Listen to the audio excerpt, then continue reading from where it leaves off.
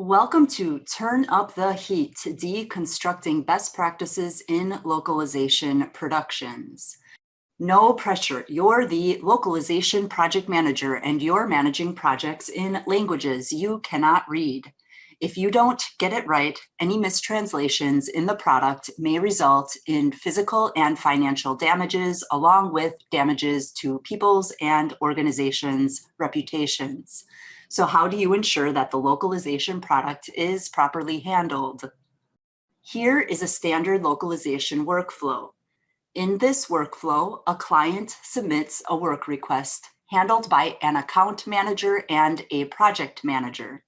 The account manager and the project manager together determine the specifications and compile costs into a quote for the client.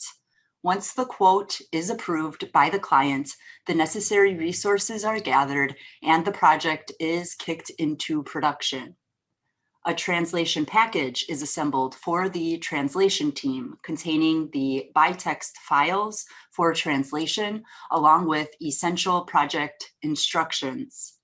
The translator translates their assignment according to the specifications provided.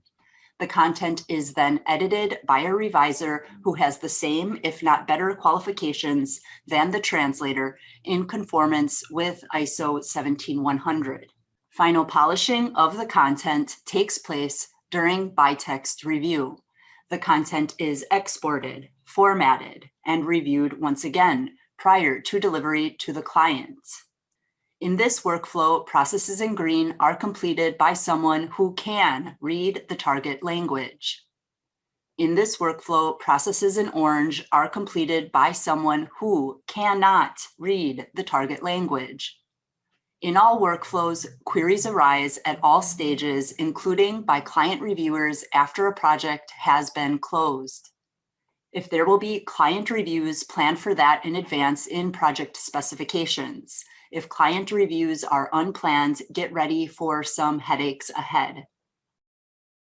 Queries and queries resolutions should be sought frequently. Queries and queries resolutions are normal and healthy signs of critical engagement with the intersection of cultural nuance in source and target languages, content, and content specification. To be healthy, workflows need checks and balances in the form of opposing forces. In this workflow, green arrows represent the forward movement of the localized product through the discrete processes of the workflow. In this workflow, red arrows represent the natural pauses in productions to bring localized products up to conformance to an acceptable level of quality before it's too late. In a perfect world, the localized product would move through the workflow with no issues. In an imperfect world, i.e., reality, unique challenges arise daily. Professionals draw upon knowledge of international standards and best practices, resources, the framework of the general workflow, and past experiences to carry out decision-making and implement sound problem-solving on jobs. By deconstructing a standard localization workflow, dangers associated with dismantling best practices from localization productions can be made explicitly clear.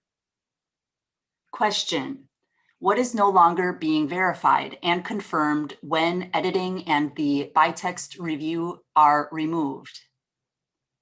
Answer: no check on accuracy, style, completeness, no check on terminology, no check that client specifications for the language have been met. Question: what is the result of removing the final review by someone who can read the target language? Answer: no check for potential errors introduced into the target by professionals working with content they cannot read, like font corruption and copy-paste errors. No check that client specifications for the interface have been met.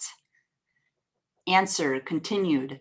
Final products of rough draft level quality make translation memory updates useless. No translation memory updates means no translation memory leveraging in quotes for new jobs. Increased quotes are not approved by clients.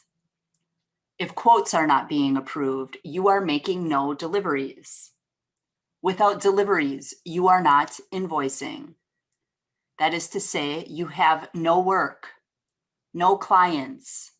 With no clients, you have layoffs, let-goes, letdowns, and lost jobs. Question: what are you left with when you remove standard best practices from localization production workflows? Answer: you're left with a post-mortem, i.e., an examination of a dead body to determine the cause of death. Standards and best practices: protect target users, protect clients, protect jobs.